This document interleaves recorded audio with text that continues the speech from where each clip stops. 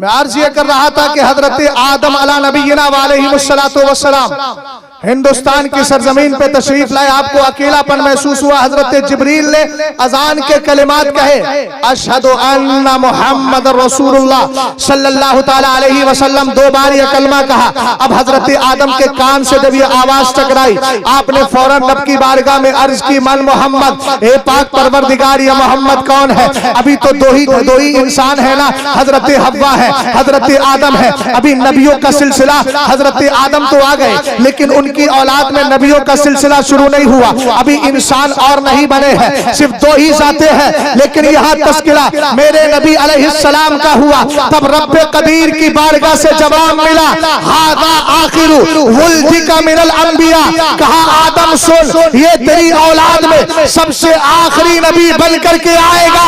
ہم نے کہا جب دنیا میں صرف دو انسان تھے تب بھی مصطفیٰ کے میلاد کا تذکرہ ہو رہا تھا، یہ میلاد بہت پرانا ہے۔ اور یاد رکھو اگر میلاد ہی کی بات آ گئی تو میں نے عرض کیا ہم کلمہ پڑھتے ہیں، کلمے میں بھی میلاد کا تذکرہ ہے۔ آپ کہیں گے کیسے؟ میں نے ابھی مثال دی تھی، لا الہ الا اللہ محمد الرسول اللہ، اللہ کا بھیجا ہوا۔ اب جس کو بھیجا جاتا ہے اس کے لیے آنا ضروری ہے۔ مولانا اشرف صاحب کو حضرت نے بھیج دیا، جاؤ بریلی جاؤ، اب یہ ہو گئے بھیجے ہوئے۔ ظاہر سی بات ہے اگر نظام آباد میں بیٹھے رہے تو یہ بھیجے ہوئے نہیں ہے، حضرت لاکھ آرڈر دے دے یہ نظام آباد ہی میں بیٹھے رہے تو ایسی صورت میں ان کا وہاں پر بھیجا ہوا ہونا نہیں پایا جائے گا۔ جس کو بھیجا گیا ہے اس کا آنا بھی ضروری ہے، اور ظاہر سی بات ہے جب رسول اللہ کہا گیا تو اس میں سرکار کی آمد کا تذکرہ ہو گیا۔ آگے بڑھیے گا، آگے بڑھے، قرآن پاک کی آیت کریمہ کو دیکھیں، جس طریقے سے وہاں بھی سلام نہیں پڑھتا